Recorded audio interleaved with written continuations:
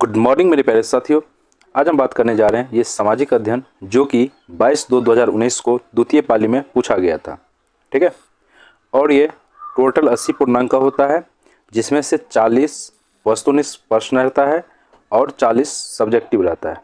ठीक है, जिसको इंग्लिश में वस्तुनिष्ठ ऑब्जेक्टिव कहा जाता है। ठीक है, और ये 2 घंटे 45 मिनट का रहता है। और चलिए शुरू करते हैं पहली क्वेश्चन से।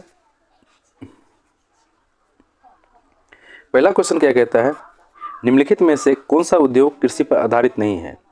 देखिए, इसमें नहीं पूछ रहा है, आप लोग गलती नहीं कीजिएगा। देखिए, कृषि आधारित, जूट तो कृषि आधारित है, ये तो नहीं होगा। चीनी भी कृषि आधारित है, ये भी नहीं होगा। सूती वस्त्र भी कृषि आधारित है। बचा कौन? सीमेंट। ठीक है, इसका क्या आंसर होगा? सीमेंट होगा। ठीक, यहाँ तक क्लियर हो गया है। अब हम चलते हैं दूसरे नंबर प्रश्न की तरफ।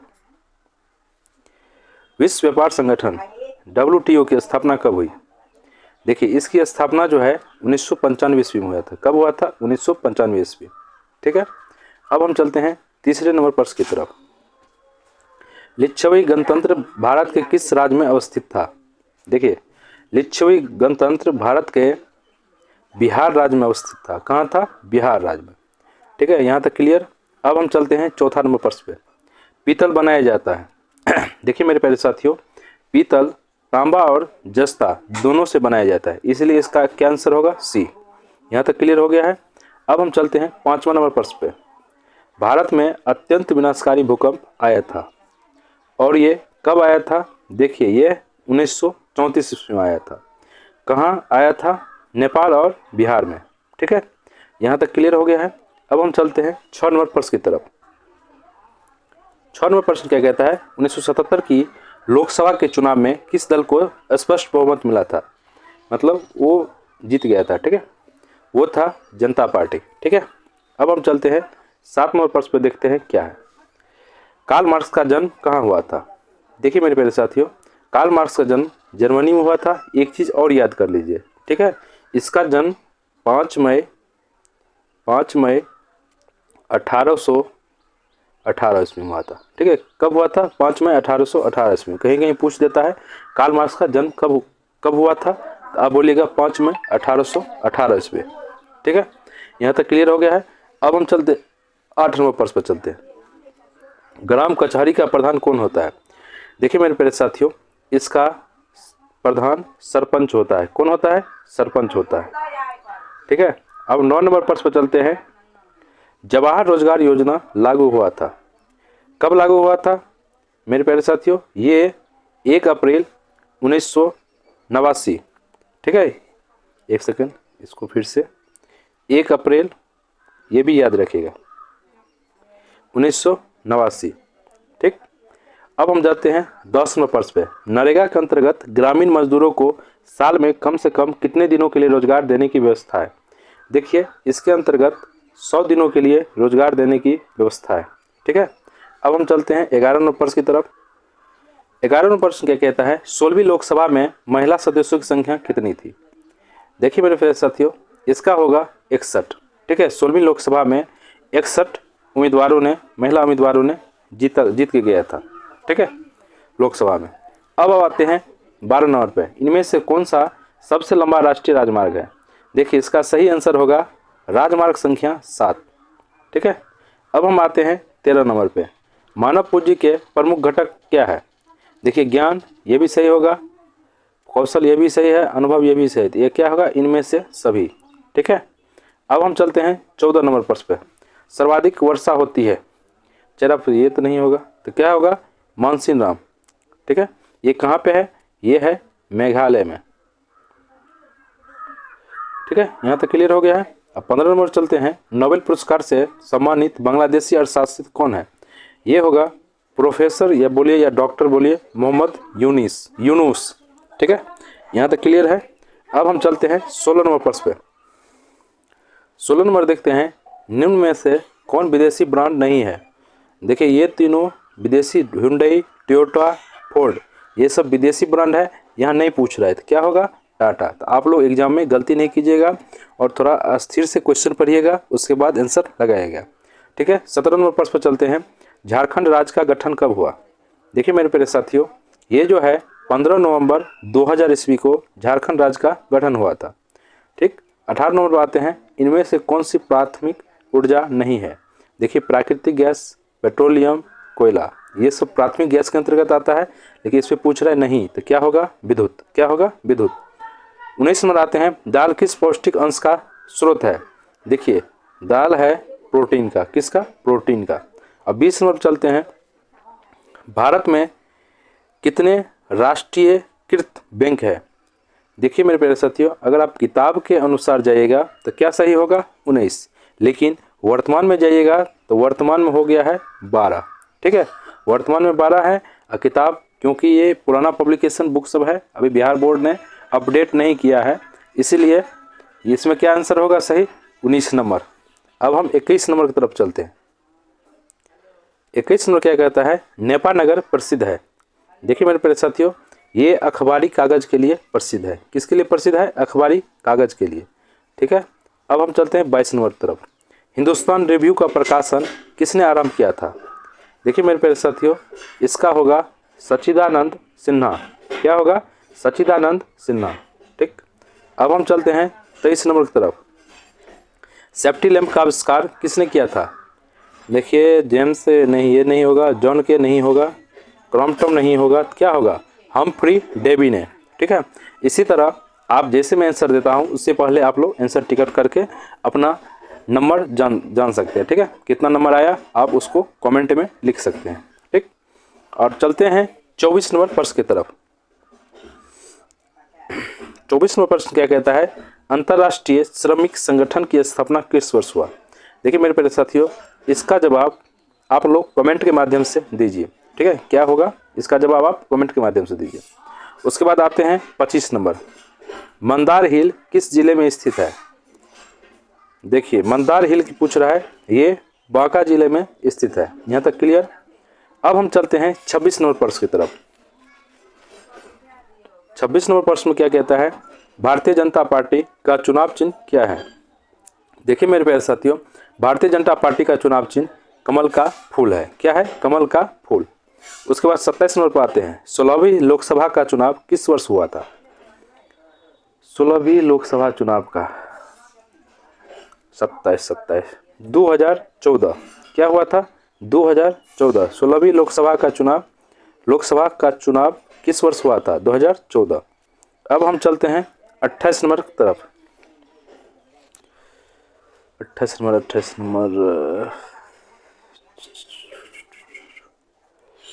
नंबर क्या कहते हैं, पटना में गोलघर किस उद्देश्य से बनाया गया था।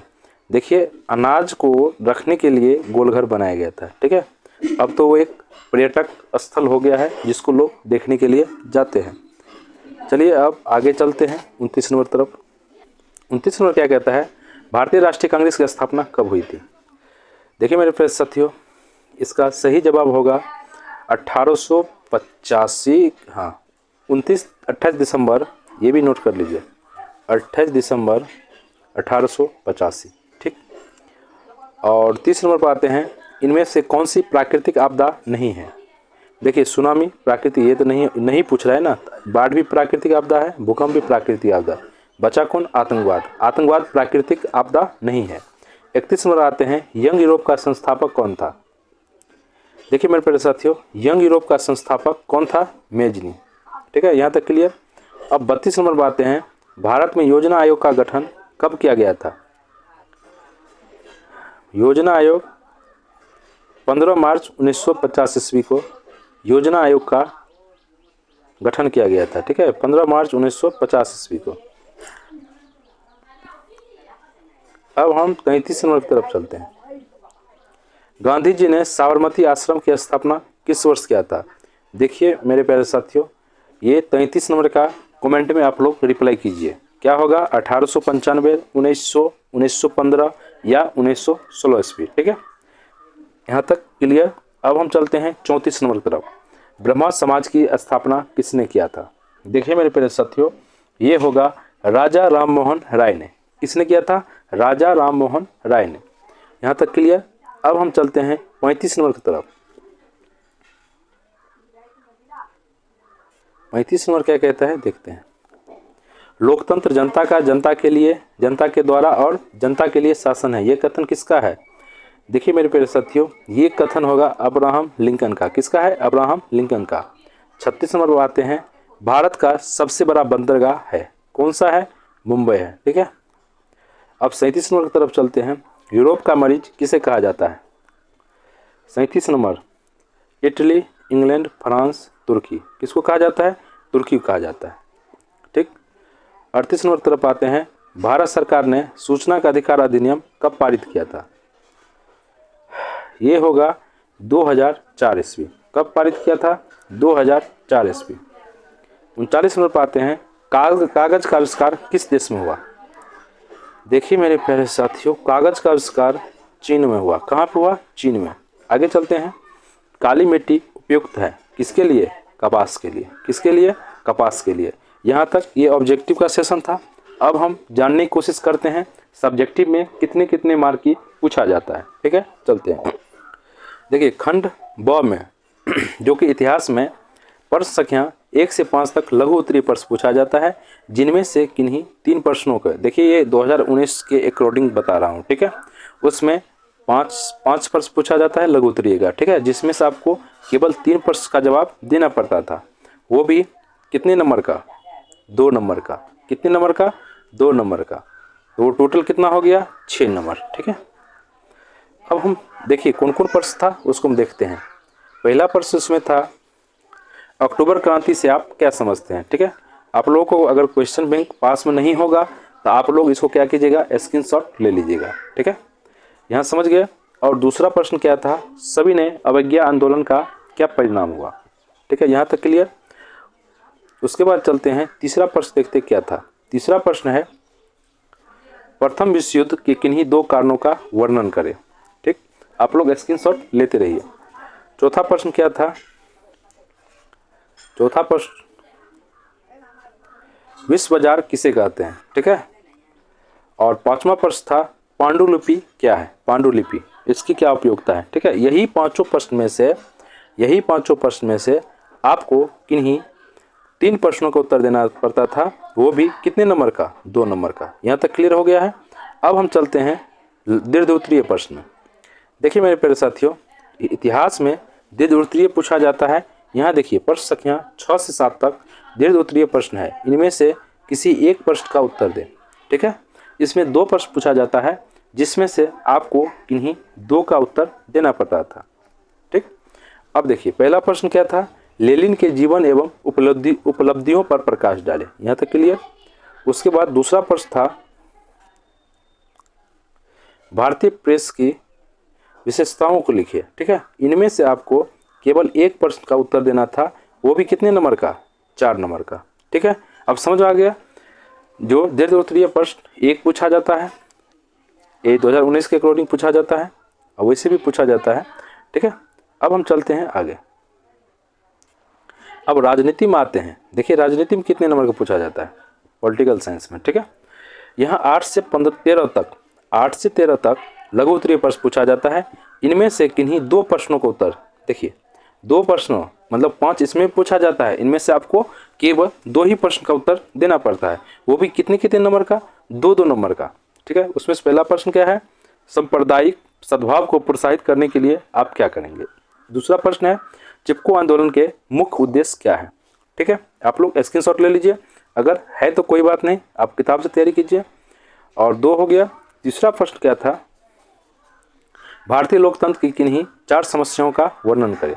उसके बाद है, धर्मनिरपेक्ष राज किसे कहते हैं? ठीक,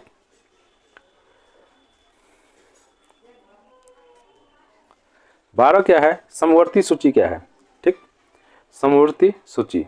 13 नंबर प्रश्न कहता है, राजनीतिक दलों को प्रभावशाली बनाने के 2 सुझाव दे। हो गया लघु उत्तरीय। इसमें से आपको केवल 2 ही प्रश्न का उत्तर देना था, वो भी 2-2 नंबर का। राजनीति क्या है? ठीक है, और उसके बाद चलते हैं दीर्घ उत्तरीय प्रश्न, जिनमें 4 नंबर का प्रश्न पूछा जाता है 14 और 15 तक। ठीक है, 2 प्रश्न रहेगा, उसमें से आपको किन्हीं एक प्रश्नों का उत्तर देना है, जिसमें से पहला प्रश्न है, संप्रदाय के किन्हीं 4 कारणों को लिखे, और दूसरा प्रश्न है, राजनीतिक दलों के प्रमुख कार्य बताएं। ठीक है, यहाँ तक क्लियर हो गया है। अब हम चलते हैं अर्थशास्त्र में। देखिए अर्थशास्त्र में कितना प्रश्न पूछा जाता है, 16 से 18 तक लघु उत्तरीय पूछा जाता है, जिनमें से किन्हीं 2 प्रश्नों का उत्तर देना पड़ता है, वो भी 2-2 नंबर का, मतलब 2 दूना 4 हुआ।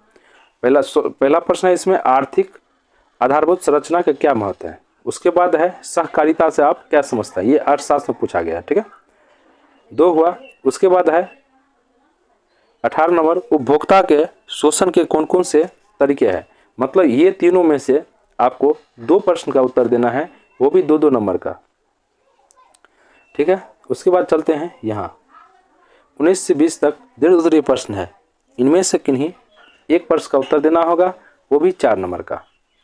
19 नंबर प्रश्न है बिहार के आर्थिक पिछड़ेपन के क्या कारण है, ठीक है। अब आराम से आप इसको स्क्रीनशॉट ले सकते हैं। उसके बाद 20 नंबर प्रश्न क्या कहता है, वैश्वीकरण से बिहार पर पड़े प्रभावों को समझाएं, ठीक है। चलिए यहाँ तक हो गया। अब हम चलते हैं भूगोल में जानने की कोशिश करते हैं कितने नंबर का पूछा जाता है। देखिए प्रश्न संख्या 21 से 25 तक लघु उत्तरीय प्रश्न पूछा जाता है, जिनमें से किन्हीं 3 प्रश्न का उत्तर देना होता है। 3 प्रश्न का और भी 2 नंबर का, 3 दूना 6 नंबर का इसमें से पूछा जाता है। अब हम देखते हैं पहला प्रश्न क्या है, प्राकृतिक संसाधनों का संरक्षण क्यों आवश्यक है। उसके बाद 22 नंबर प्रश्न कहता है कपास के उत्पादन में महाराष्ट्र क्यों प्रसिद्ध है, ठीक है। आगे चलते हैं, पेट्रोलियम का महत्व कोयले से अधिक क्यों है। उसके बाद है उद्योगों से प्रदूषण कैसे फैलता है। एक लास्ट प्रश्न है, भारत के लिए जलमार्ग का क्या महत्व है। यहाँ हो गया। यही 5 प्रश्न में से आपको 3 प्रश्न का उत्तर देना है, वो भी 2 नंबर का, ठीक है। अब हम चलते हैं दीर्घ उत्तरीय प्रश्न का। देखिए 4 अंक का दीर्घ उत्तरीय पूछा जाता है, ज्योग्राफी से 26-27 2 प्रश्न देगा, उसमें से आपको एक को जवाब देना है। अर्थव्यवस्था पर खनन कार्य के प्रभावों का वर्णन करें, यहाँ क्लियर हो गया। उसके बाद चलते हैं 27 नंबर, भारतीय रेल परिवहन की विशेषताओं का वर्णन करें। यही 2 प्रश्न में से एक प्रश्न का जवाब देना होगा, वो भी 4 नंबर का। अब हम चलते हैं आपदा प्रबंधन से। देखिए कन्फ्यूजन क्लियर कीजिए, आपदा प्रबंधन से केवल 4 नंबर का प्रश्न पूछा जाता है और लघु उत्तरीय पूछा जाता है, ना कि दीर्घ उत्तरीय, ठीक है। देखिए कौन कौन प्रश्न पूछा था, आपदा से आप क्या समझते हैं। उसके बाद बाढ़ से होने वाली हानियों की विवेचना कीजिए, ठीक है। उसके बाद है भूकंप से बचाव के किन्हीं 2 उपायों का उल्लेख करें, और है सुनामी से बचाव के उपायों का उल्लेख करें।